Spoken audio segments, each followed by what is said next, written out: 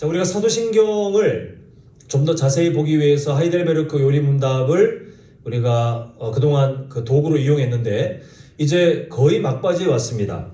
지금 오늘 56문이고 이제 죄 사함에 대한 내용을 보게 되는데 너무 뻔한 내용처럼 딱 들려지죠. 예수님을 믿으면 죄 사함을 받습니다. 예수님께 우리가 회개하면 죄 사함을 받습니다. 뭐 특별한 게 뭐가 있지?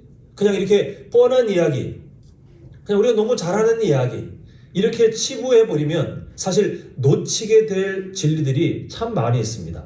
오늘 이 하이델베르크 요리문답 56문을 통해서 이 죄사함과 관련돼서 놓치지 말아야 될 그 진리들을 살펴보고자 하는데요. 먼저 56문 내용을 좀 보겠습니다. 제가 질문을 읽도록 하겠습니다. 죄사함에 관하여 당신은 무엇을 믿습니까? 자, 우리가 믿어야 될 내용이에요. 우리가 이렇게 믿고 살아가는 것이 성도, 이렇게 믿고 사는 것이 교회인데, 자, 우리 함께 한 목소리로 읽겠습니다. 시작. 그리스도가 하나님의 의를 충족시키셨기 때문에 나는 나의 모든 죄에 대해서 내 인생 동안 시댁에 나갈 필요가 있는 나의 죄악된 본성을 더 이상 기억하지 않습니다. 오히려 하나님은 은혜로 그리스도의 의를 나에게서 주셨습니다. 따라서 나는 결코 기뻐하는 것입니다. 네, 죄사함의 그 은혜에 대해서 우리가 보게 되는데, 아까 질문을 제가 다시 한번 설명드렸지만 이 죄사함에 관하여 우리가 무엇을 믿어야 하는지를 지금 성경의 진리들을 최대한 압축해서 이 하이델베르크 요리문답이 우리에게 설명하고 있습니다. 그냥 죄사함, 내가 회개하면 용서받는 거 아니야?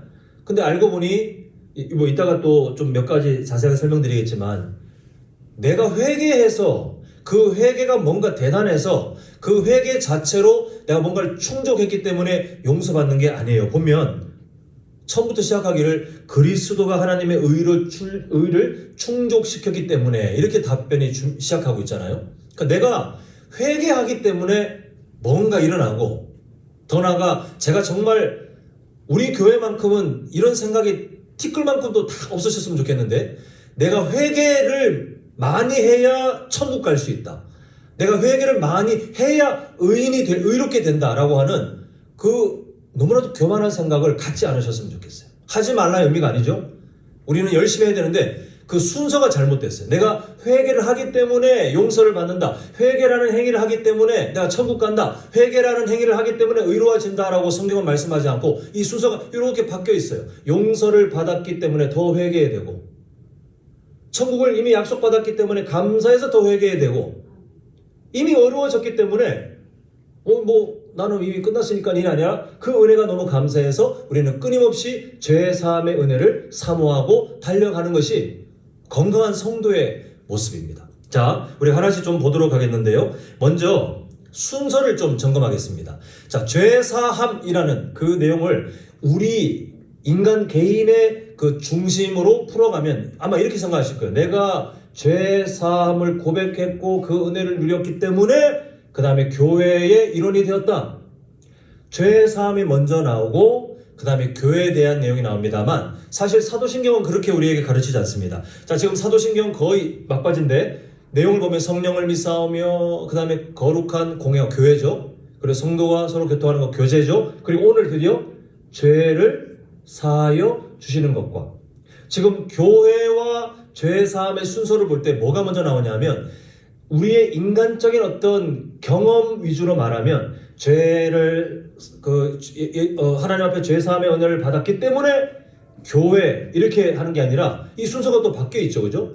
교회를 먼저 신앙 고백하고 그 다음에 죄사함에 대한 신앙 고백을 하고 있는데, 그 이유가 뭐냐면 죄사함이라고 하는 것에 먼저 방점이 찍히면 하나님께서 이끌어 가시는, 지금까지 해오신 하나님의 역사하시는 내용을 매우 오해할 여지가 쉽습니다. 딱 한 예로 봐도 교회의 역할을 축소하게 돼요.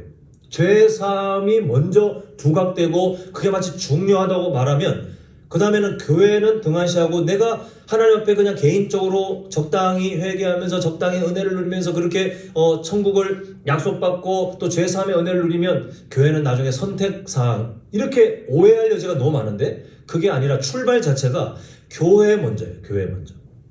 그 다음에 죄 사함으로 이어지는데 그 이유는 하나님께서 하나님의 일을 이루실 때 교회에게 맡겨 놓으신 역할이 있기 때문에 그렇습니다. 한번 보시면 우리 성도님들께서 지금까지 살아오시면서 자 오늘 시점 10월 23일이죠. 오늘까지의 그 시간을 딱 봤을 때 예수님 믿고 지금까지 내가 스스로 회개라는 것을 할 때 회개 내가 이렇게 살면 안 되는데 하나님 용서해 주세요. 회개할 때 그 회개할 때 성도님들께서 머리가 너무 좋으셔가지고 알아서 막 지혜를 찾아내고 알아서 하나님의 마음을 막 발견해가지고 마치 득도하는 것처럼 깨달아서 회개하신 분은 없습니다. 하나님이 하시는 일은 그렇지가 않아요. 하나님께서 하시는 물론 아주 특별한 정말 예외적인 케이스도 있기 때문에 그거는 논외로 하겠지만 그건 너무 특별하니까 여기에 우리가 관심을 두면 나머지가 너무 흐릿해져요. 그냥 하나님께서 주도적으로 하시는 일은 뭐냐면 항상 하나님의 말씀이 있는 자리에서 회개 역사가 나타나게 항상 하셔요. 그게 하나님이 일하시는 방식입니다. 결국 우리가 살아가면서 회개라는 하나님이 기뻐하시는 그 삶의 자리로 나아갈 때 어떻게 되냐면 교회라는 곳이 있고 성도님들께서 교회에 소속되어 있고 또 교회를 통해서 선포되는 말씀, 교회를 통해서 함께 나눠지는 말씀, 또 교회 가운데 말씀을 중심으로 함께 찬양되어지는 찬양 아니면 기도의 내용들 이런 교회를 통해서 말씀이 흘러가는 자리에 있기 때문에 우리는 회개의 은혜를 누리도록 하나님이 그렇게 일하세요. 예수님 믿는 일도 마찬가지입니다. 만약에 길을 걸어가고 있는데 어떤 전도자가 예수님 믿는 사람에게 전도를 하고 그때 복음을 전하고 이 사람이 예수님을 믿게 되는 놀라운 정말 너무나도 감격스러운 일이 일어났을 때 그때 어떻게 우리는 해석을 하냐면 그 사람도 어디 교회에 소속된 일원 아닙니까?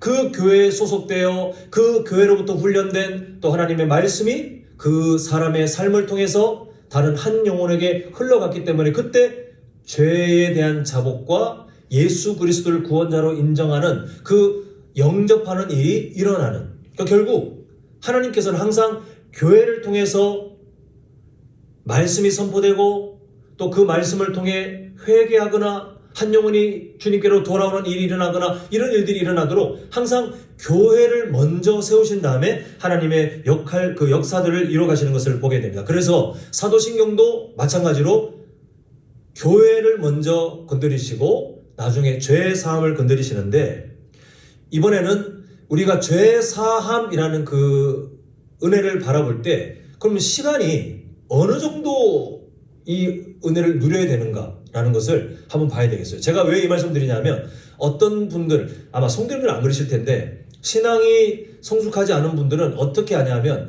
내가 예수님 믿고 죄 사함을 받았다. 이제 더 이상은 여기는 이제 안 건드려도 된다고 생각해요. 그냥 소소하게 그냥 가끔씩 예의상 한 번씩 나머지 내가 집중할 건 딴 거 이렇게 우선순위를 이렇게 밀어놔요. 죄사함을. 근데 그렇지가 않더라는 것입니다. 자, 우리 한번 사도신경 내용 다시 보시면 성령을 믿사오며 거룩한 공회와 그리고 성도가 교통하는 것과 또 지금 우리가 보고 있는 죄를 사하여 주시는 것과를 지금 보고 있잖아요. 그 뒤에 내용이 뭡니까? 그 다음에 또 뭐죠? 예, 이 두 가지는 사람이 살아있을 때 일어나는 일입니까? 아니면 죽고 나서 일어나는 일입니까? 물론 그 예수님께서 오실 때까지 살아있는 사람은 뭐 다른 개념이겠지만 그냥 일반적으로 볼 때 죽고 나서 그 다음에 경험되어지는 게 지금 금방 말씀하신 그 두 개예요. 그러면 그 전까지는 사람이 살아있는 그 생애 동안에 해야 될 것들을 신앙 고백으로 담아놨어요. 그러니까 성도가 교제하는 것도 그 중에 하나고 그 다음에 나오는 오늘 보고 있는 죄 사함에 대한 그것을 우리가 집중하고 사는 것도 죽기 전에 살아있는 동안에 우리가 해야 될 내용이에요. 자, 이 내용이 왜 중요하냐면 예수님께서 이미 사도신경뿐만 아니라 주기도문에서 예수님께서 제자들에게 이렇게 해라라고 가르치는 그 주기도문에도 이 내용이 함께 담겨 있는 것을 보게 됩니다. 보면 오늘 우리에게 일용할 양식을 주시옵고 그 다음에 뭐라고 되어 있죠? 우리가 우리에게 죄 지은 자를 사하여 준 것 같이 그 다음에 뭘 사모합니까? 죄 사함의 은혜를 사모하죠. 우리 죄를 사하여 주셨고, 이게 일회성이 아니라 그 앞에 있는 내용이 일용할 양식을 구하는, 하나님께서 광야를 지나가는 이스라엘 백성들에게 매일마다 만나를 통해 생존하게 하신 것처럼, 하나님, 이 세상에 제가 최선을 다해 노동을 하고 살아가겠지만 이 세상에서 살아갈 길 하나님께서 책임지시고 도와주시옵소서. 돈 많이 벌게 뭐 건물을 소유하고 건물이 잘 팔리고 뭐 이런 거 말고, 하나님께서 주시는 그 은혜 가운데 내가 살아갈 수 있는 그 하나님의 적당한 은혜를 하나님께서 책임져 주실 것을 믿습니다. 이걸 언제 기도합니까? 사실 우리는 매일마다 기도하는 거예요. 마찬가지로 그 뒤에 있는 기도도 마찬가지예요. 오늘 우리에게 죄 지은 자를, 오늘 우리에게 죄 지은 자를 사하여 준 것 같이 우리 죄를 사하여 주시고, 매일마다요, 매일마다. 결국 죄 사함의 은혜를 누리는 것은 예수님 믿기 전에 한번 반짝 해가지고 야 이제 나 의인이 되었단다, 이제 안 해도 된다, 이건 구원파의 사상이에요. 회개를 안 해도 된다고 믿는 것은 구원파예요. 우리는 일생 동안 그렇게 살아가야만 하는데요. 그래서 우리는 이 죄 사함의 은혜는 이렇게 정리할 수 있어요. 성도의 삶과 절대 분리할 수 없는, 우리가 회개라는 것은 성도의 삶과 분리할 수 없다는 것을 우리가 보게 됩니다.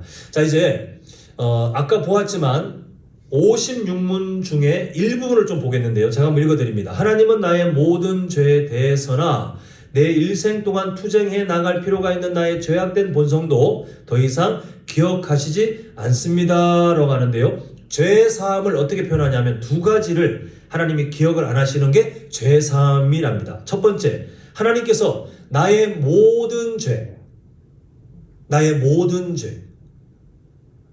이 죄를 기억하지 않으시는 것이 죄 사함이래요. 첫 번째. 그 다음에 두 번째는 좀 길지만 내 일생 동안 투쟁해 나갈 필요가 있는 나의 죄악된 본성을 하나님이 기억하시지 않는 것이 죄 사함이래요. 우리가 막연하게 하나님께서 나의 죄를 사해 주시고 이렇게 하지만, 사실 죄 사함은 크게 두 갈래로 나눠져서 우리의 원죄를 포함한 모든 죄의 책임들, 그 나의 모든 죄예요. 예수님의 십자가 사랑을 통해 하나님이 이걸 기억하지 않으시는 것이 용서예요. 또 하나, 우리가 살아가면서 그 죄의 습관들이죠. 우리는 이미 의인이 되었지만 아직까지 남아있는 그 죄의 습관들, 여기서 말하는 죄악된 본성, 아직 성화가 되지 못한 만큼의 그 예수님의 성품과 격차가 있는 이 차이만큼의 우리의 악한 본성들, 바꿔져야 될, 자라야 될 본성들만큼 우리는 열심히 죄를 지을 겁니다. 우리의 마음과 달리. 근데 이 일상의 죄들에 대해서 우리는 투쟁해야 된다는 거예요. 성경은 그렇게 하라는 거예요. 근데 이것을 우리가 다 기억하지 못하요. 또 다 때로는 놓칠 때도 있겠지만, 그러나 하나님의 은혜를 기억하며 또 우리가 하나님의 자녀임을 하나님 앞에서 다시 한번 은혜로 붙들고 나가면서 용서를 구할 때 우리의 일상의 죄를 놓친 것들까지도, 또 우리가 고백한 것까지도 우리는 연약하지만 하나님께서 기억하시지 않는 것이 바로 죄사함. 이게 결국 죄사함은 크게 두 갈래인 것을 꼭 기억하셨으면 좋겠는데요. 이때 아까 말씀드린 것처럼 이 죄사함, 성도가 평생토록 의지하면서 누려야 될 죄사함은 아까 언급했죠. 교회에서 선포된 하나님의 말씀에서부터 이게 시작된다는 사실이에요. 나의 감정, 느낌 이런 게 아니라 항상 성도님들 마음에 어떤 양심의 찔림, 회개는 거기서 출발하죠. 내가 뭐 기분 좋게 회개하는 것은 말이 안 되잖아요.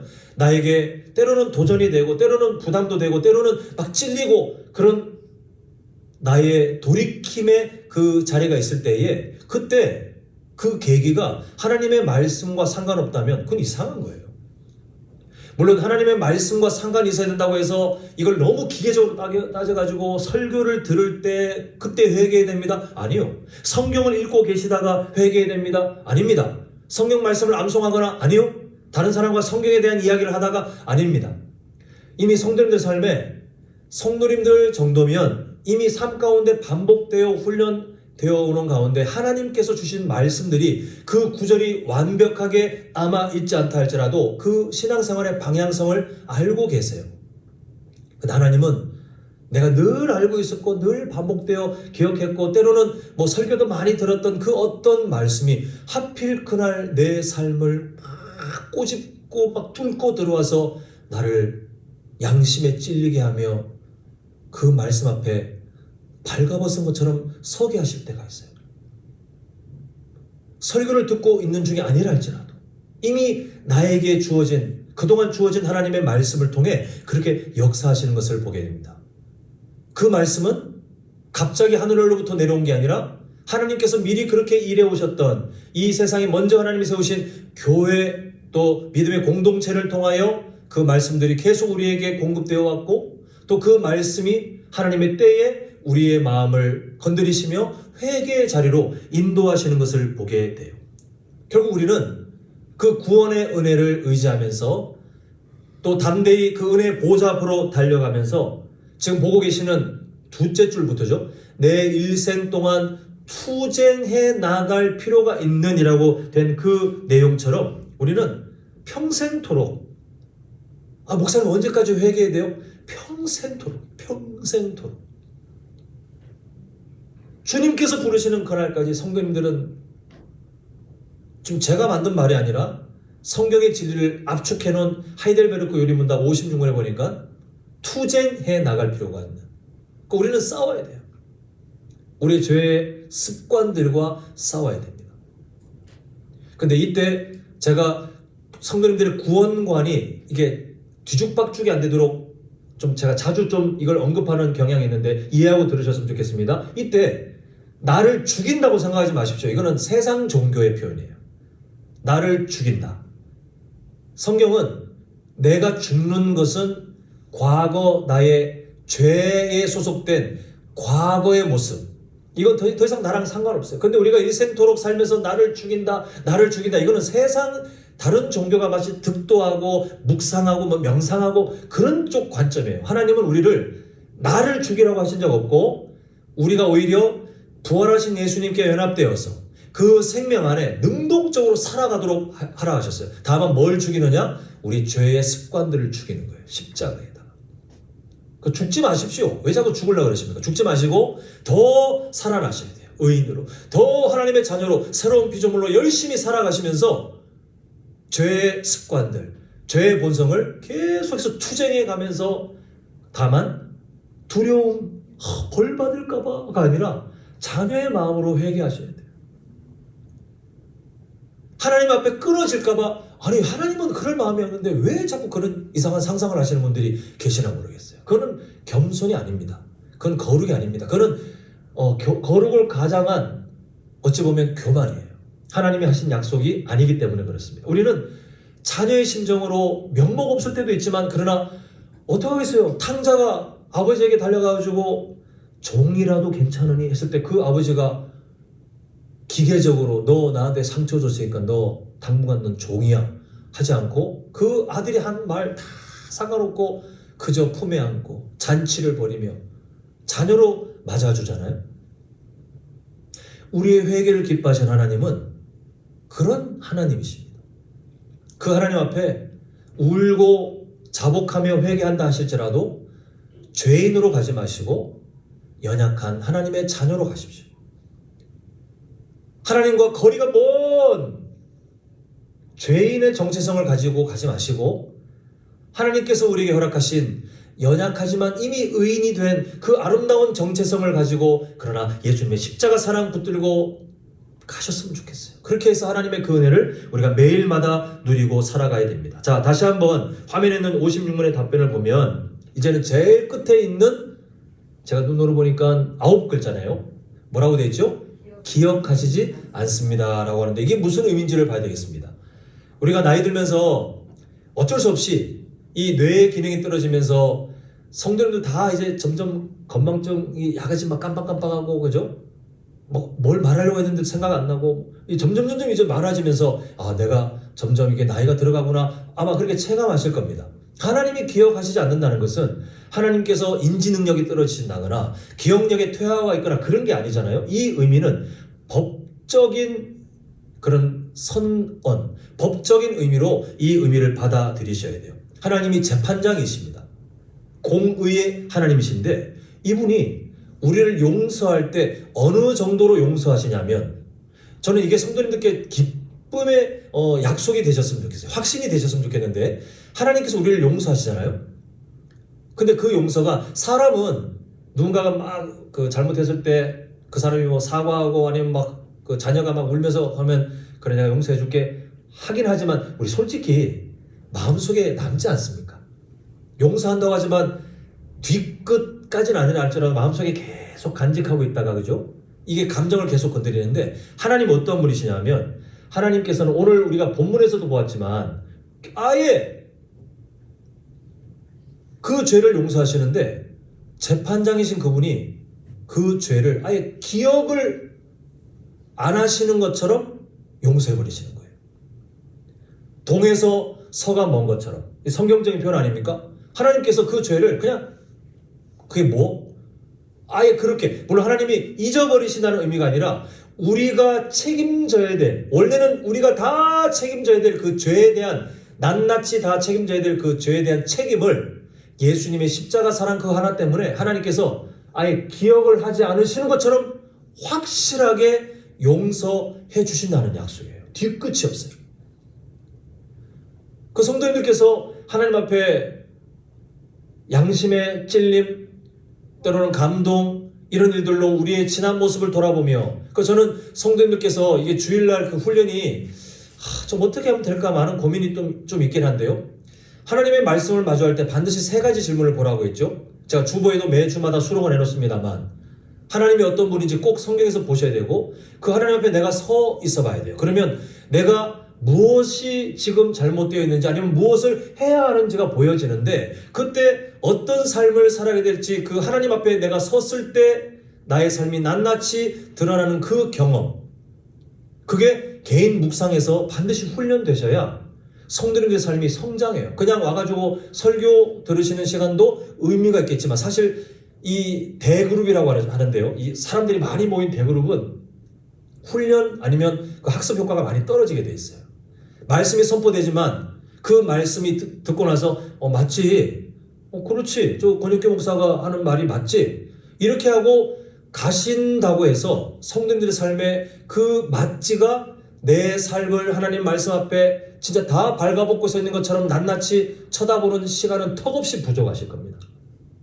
우리는 하나님 말씀 앞에 내가 서 있는 그런 자리가 필요한데 그때 우리가 회개하고 하나님 앞에 막 눈물로 다가가고 그런 어떤 때가 있을 때에 우리에게 있는 담대한 약속, 확신이 뭐냐 하면 하나님은 내가 진심으로 회개할 때 그 죄를 기억하지 않으시는 정말 그렇게 확실하게 용서하시고 나에게 새로운 기회를 새로운 삶을 허락하시는 하나님이신 것을 우리가 삶에서 경험해 보셔야 되잖아요. 그죠? 우리 모두가 그런 하나님을 일상에서 아무도 없는 자리에서 내가 큐티할 때 내 마음을 건드리시고 때로는 위로하시고 하는 그 하나님을 인격적으로 만나실 때 그때 성장이 시작돼요. 그때 이런 훈련도 필요하지만 마을 모임의 훈련도 필요하지만 근데 개인적으로 하나님 말씀 앞에 내 삶을 다 내놓고 서게 되는 사실 힘든 과정입니다.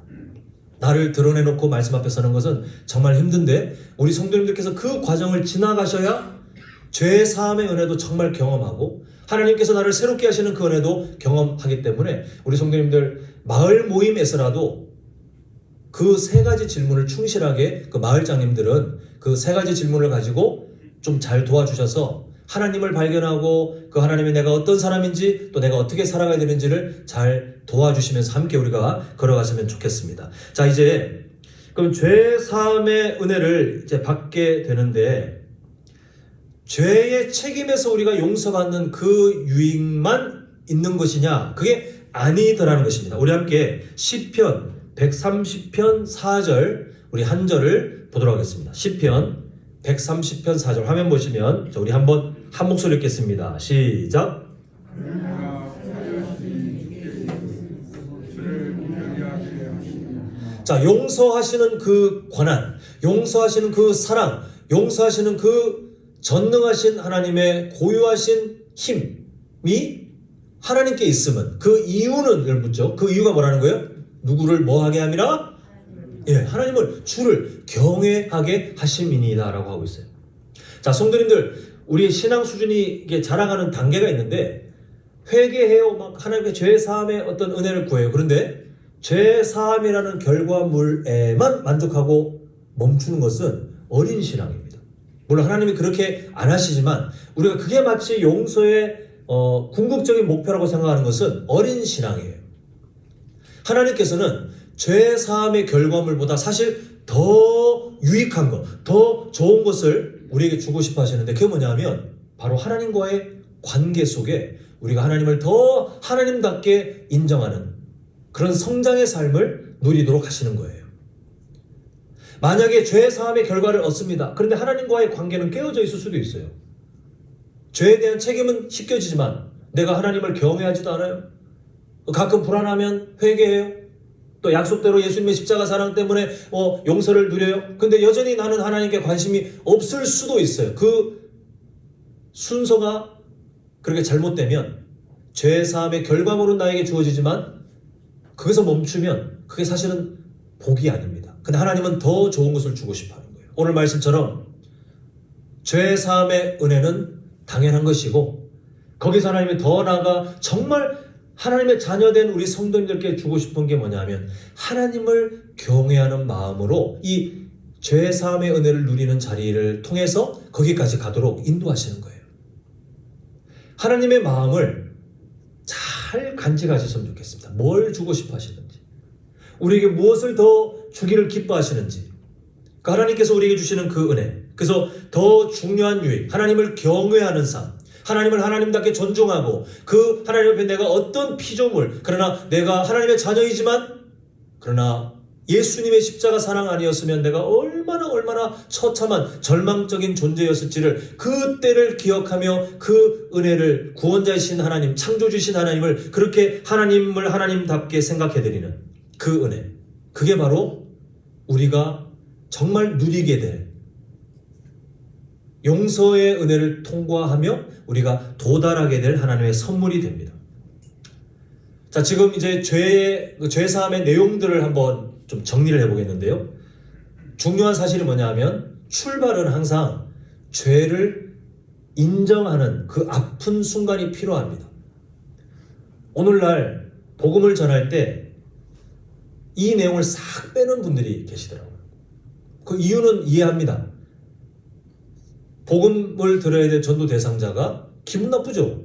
당신은 죄인입니다. 그럼 일단 거부감이 들죠. 그래서 듣기 좋은 말만 하는 거예요. 예수님 믿고 천국 갑시다. 그런데 죄를 이야기하지 않는 구원은 거짓말이에요. 죄인에게 구원이 필요한 거지, 듣기 좋은 당신은 지금 꽤 괜찮은 삶이신데 한번 예수님 믿고 천국이라는 데 한번 가보실랍니까? 이런 것은 복음이 아니에요. 우리도 마찬가지예요. 우리 죄 사함도 마찬가지예요. 우리에게 좀 아픈 과정이겠으나 하나님의 말씀을 마주하며 내 삶 가운데 남아있는 그 죄들을 인정할 때 그때부터 죄 사함의 은혜가 출발됩니다. 그 다음에 죄를 인정하면 예수님의 십자가 사랑에 의해서 하나님께서 주시는 그 죄 사함의 은혜가 평생토록 우리가 그 죄와 투쟁한다 그랬잖아요. 그때마다 우리가 설령 놓친다 할지라도 다 충분하지 않다 할지라도 하나님께서 우리를 긍휼히 여기시며 그 죄 사함의 은혜를 예수님의 십자가 사랑에 의해서 우리에게 허락하십니다. 그리고 여전히 우리는 부족하죠. 회개한다고 해서 단번에 달라지는 사람들이 아니잖아요. 근데 아까 전에 말씀드린 것처럼 하나님은 우리의 죄를 용서하시는데 기억을 아예 안 하시는 것처럼 재판장이신 그분이 우리의 죄를 아예 잊어버리시는 것과 같은 그런 확실한 용서로 우리에게 사랑을 베푸십니다. 근데 여기서 끝나지 않는다 그랬죠. 용서라는 결과보다 더 중요한 하나님을 경외하는 하나님과의 그 친밀한 관계로 더 나아갈 수 있는 은혜의 자리로 이렇게 우리를 세워가신다는 것이 지금까지 설명드린 죄 사함의 대략적인 내용입니다. 자, 우리 마지막으로 죄 사함과 교회와의 관계를 좀 살펴보고자 하는데요. 아까도 살펴봤지만 사도신경의 고백을 보니까 교회에 대한 고백 나오고 그다음에 성도의 교제 나오고 이제 죄 사함에 대한 고백 이 순서로 나왔는데 그 이유는 교회에 대해서 하나님이 주신 역할이 있기 때문이다라고 말씀드렸습니다. 자, 하나님께서 한남제일교회를 왜 이 시대에 세우셨을까요? 한남제일교회를 비롯하여 여수에 있는 여러 교회들 다 마찬가지. 하나님께서 왜 이 시대에 그 교회들을 교회로 세우셨을까요? 비슷한 취향, 비슷한 어떤 시대, 비슷한 어떤 지역, 비슷한 문화, 이런 비슷한 관심 분야, 이런 것들로 뭉쳐있는 사교 집단으로 하나님께서 교회를 세우신 것이 절대 아니에요. 하나님께서 교회를 세우신, 그리고 교회가 교회되게 계속해서 그 사명을 감당하게 하시는 가장 큰 이유가 바로 오늘 우리가 사도신경에서 보고 있는 이 죄사함이라는 주제와 이게 맞습니다. 연결되어 있어요. 한번 설명드려 볼게요.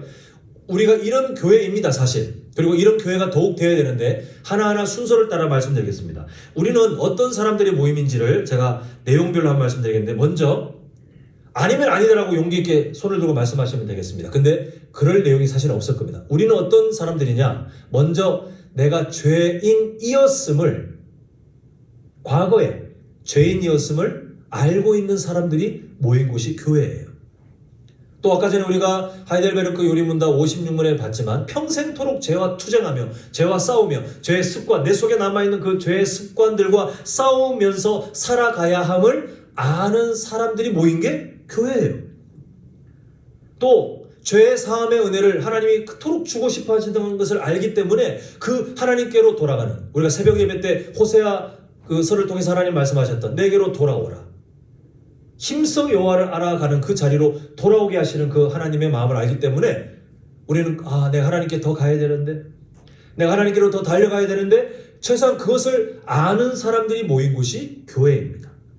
그리고 그 은혜가 오늘 여러 번 강조했습니다만 하나님의 말씀에서부터 시작되는 것을 알기 때문에 할 수 있는 한 말씀을 가까이 해야 함을 알고 또 그렇게 살아가야 함을 인정하는 그런 사람들이 모인 곳이 또 교회예요. 그리고 예수님의 십자가 사랑으로 의인의 삶을 허락받아 지금 그 자유를 이미 우리가 누리고 있음을 아는 사람들이 모인 곳이 또 교회예요. 여기까지 이제 우리 내부적인, 지금 다 죄사함과 연결되어 있죠. 죄사함의 은혜를 누렸었고 알고 있고 또 앞으로도 누려가야 하고 이런 죄사함의 은혜를 말씀드렸다면, 이제 우리가 바깥으로는 어떠냐? 우리가 교회 바깥을 향해서 우리는 어떤 사람들이어야 되냐면 친절하고 좀 나이스하고 젠틀하고 매력적이고, 아니요. 우리는 우리 본인이 먼저 경험한 그 죄사함의 은혜를 그대로 세상 가운데 전하면서, 그러나 하나님과 단절된 죄가 얼마나 무서운 것인지를 있는 그대로 알려줘야 되는 그런 사람들이 모인 게 교회예요. 그 듣기 좋은 이야기, 물론 가서 막 겁주고 막 윽박지로 이게 아니라 우리가 전달하는 지혜는 필요하겠지만 하나님과 단절된 것이 얼마나 심각한 죄인지를 우리가 이미 경험했잖아요. 우리는 이미 아니지만 그것을 경험했기 때문에 이제는 세상을 향하여 그 죄를 알리고 그 죄가 얼마나 무서운지를 알려주는, 긍휼함을 가지고 전해주는 사람들이 바로 교회입니다. 그리고 죄에 대한 어떤 심판만 전하는 것이 아니라 우리가 이미 누리고 있는 그 죄 사함의 은혜가 오직 누구에게서만 가능하죠? 예수 그리스도 한 분으로만 가능하다는 것을 사람들에게 알려주는 공동체가 바로 교회예요. 그래서 절망 가운데 있는 사람들에게 우리 자신이 이미 누리고 있는 그 죄 사함의 은혜와 기쁨을 그 한 영혼이 누릴 수 있도록 최선을 다해 돕고 방법을 찾아가는 것이 바로 교회입니다. 자, 제가 지금 성도님께서 뻔히 아시는 내용이지만 하나하나 좀 정리해서 했는데, 그 모든 말들, 우리의 교회라는 정체성이 뭐와 연결되어 있었어요? 죄 사함이에요. 그 간단히 정리하면 교회는 어떤 곳이냐? 죄 사함을 이미 누린 사람들이 죄 사함이 필요한 세상 가운데 그 죄 사함의 은혜를 알려주는, 그리고 그 알려주는 그 삶이 여전히 자신들도 평생토록 죄 사함의 은혜를 계속해서 누려가야 하는 그런 공동체가 교회다라고 간단하게 정리할 수 있겠습니다. 이제 말씀을 맺겠습니다. 사랑하는 성도 여러분, 말세의 때가 되었다는 특징이 있어요. 그 특징 중에 하나가 뭐냐면 참 안타까운 특징인데, 죄에 대해서 성경이 가르치는 게 한두 가지가 아니에요. 우리가 호세아 선지서를 봤지만 하나님께서 선지서 내용이 짧지가 않고 되게 길지 않습니까?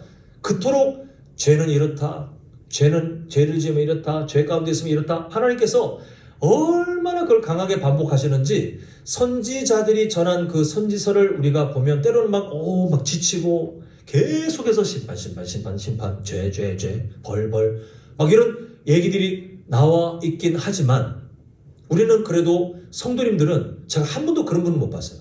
목사님, 아무리 생명의 삶 그 본문이 그렇다 할지라도 지금 죄를, 심판을, 멸망을 지금 내가 며칠째 듣고 있습니다. 하나님, 목사님 괴로워 죽겠어요. 그만하세요 라고 하시는 분을 한 번도 못 봤어요. 그게 정상이십니다. 그런데 말세 때에 오염되는 병든 교회들의 특징이 뭐냐면요, 죄에 대해 가르치는 말씀을 듣기 싫어해요. 회개에 대해서 촉구하는, 아니 우리가 바로 서기 위해서 우리 굳어진 어떤 죄의 습관들을 함께 공동체가 바라보기를 바라는 말씀을 전하면요, 금방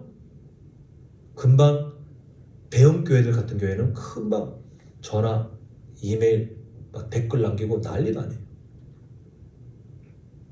이 말세 때 특징입니다. 죄에 대한 것을 지적받기 싫어해요. 죄에 대해서 가르치는 것을 싫어해요. 근데 아까 말씀드렸죠? 죄 사함은 항상 죄를 인정하는 것부터 시작되는데 그 죄 사함을 본인들이 거부하는 거예요.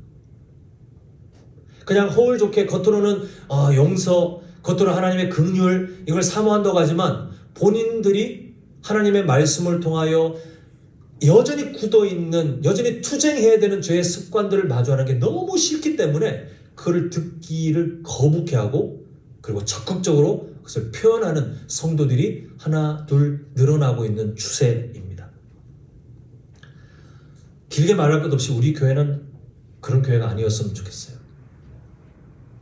우리 교회는 하나님께서 준비하신 은혜가 너무 크지 않습니까? 결국은 마지막 결론, 하나님을 경외하는 삶으로 자라가게 되는, 그 죄를 인정하게 하시는 그 출발점이 거기에 목적지가 있어요. 우리가 지금보다도 하나님을 경외하는 것만큼 더 복받는 지름길이 어디 있겠습니까? 우리가 맨날 삶의 예배자가 되었으면 좋겠다. 우리가 맨날 삶에서 영적 승리자가 되었으면 좋겠다. 근데 그 말을 달리하면 내가 하나님을 경외하지 않던 부분들이 변화되어 하나님을 경외하기 시작하면 그게 예배잖아요. 그렇게 경외하기 시작하면 그게 영적 승리잖아요. 근데 죄를 인정하는, 그걸 불쾌하게 생각하거나 거북하게 생각한다? 이거는 그 하나님이 준비해 주신 너무나도 좋은 복을 우리가 미리 발로 차버리는 미련한 모습이 아닐 수 없습니다. 우리 교회는 그러지 않았으면 좋겠어요.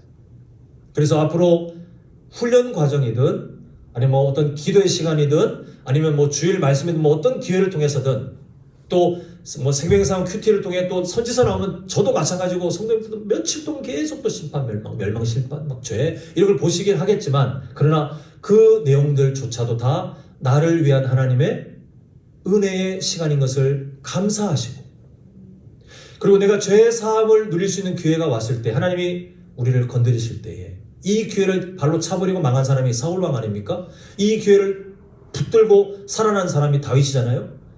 하나님께서 우리를 회개시키려고 기회를 주실 때 민감하게 깨닫고 돌아갈 수 있는, 열심히 하나님께로 달려갈 수 있는 우리 모두가 되셔서 결국은 그렇게 은혜를 체험한 우리의 삶을 통해 죄사함의 은혜가 필요한 세상 사람들에게 우리의 삶이 살아있는 전도지가 되어서 그 죄사함의 은혜가 되시는 예수 그리스도를 자랑하고 그 예수 그리스도의 은혜를 끊임없이 다른 사람들에게 돕고 다른 사람들의 삶 가운데 그 삶이 전달되도록 우리가 긍휼한 마음을 갖고 달려가는 그런 온전한 성도와 교회의 모습을 앞으로 더 굳건하게 가져가시기를, 하나님께 칭찬받는 우리 모두가 되시기를 간절히 소망합니다.